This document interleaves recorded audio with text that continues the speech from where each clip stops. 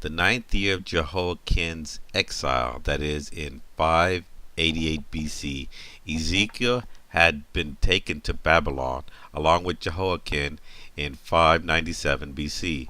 The precise date was January 15th, 588 BC, the day Nebuchadnezzar laid siege to Jerusalem.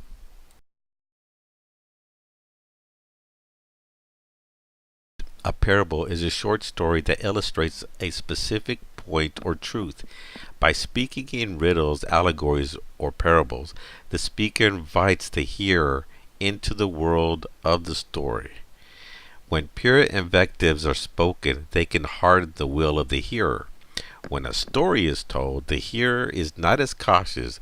Before the hearer knows it, he or she is in the midst of the story as the main character and quite possibly under indictment.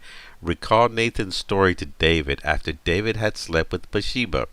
Before David knew it, he had indicted himself.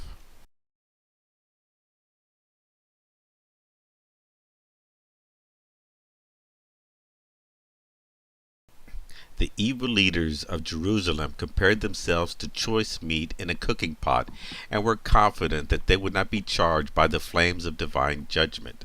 The Lord challenged their false confidence and warned them that they would not escape judgment. The fire under the pot, the Babylonians, would cook the meat and each piece would then be removed, a reference to the exile.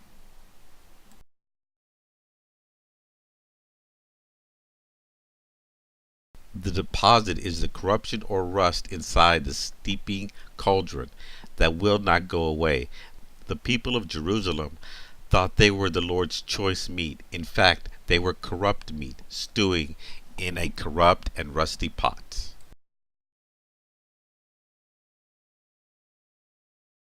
One would expect a murderer to try to cover up his crime, but Jerusalem's citizens made no effort to hide the evidence of their misdeeds. The Lord refers here to crimes against the poor that resulted, whether directly or indirectly, in their death.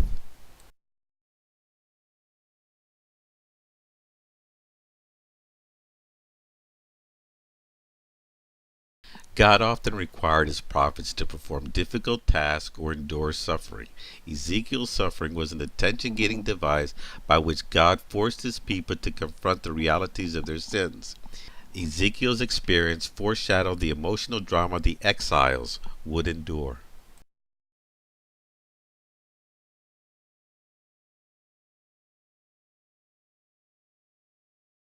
Mourners ate very little during the seventh-day mourning period, although a funeral feast was prepared to feed the throngs of people who came to comfort the bereaved.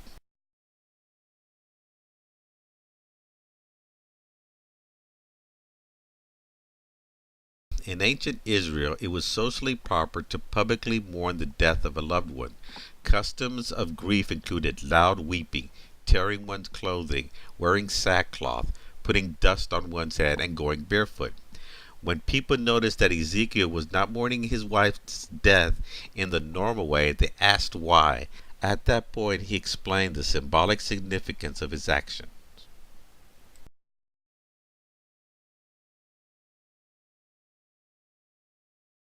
It is not entirely clear. It seems that from early on in his ministry, perhaps as a sign of his calling, Ezekiel could not speak unless he gave a direct word from God. In these verses, God let Ezekiel know that he would once again be able to speak when a fugitive came to Babylon with news of Jerusalem's fall. The news arrived about 3 years later in 585 BC.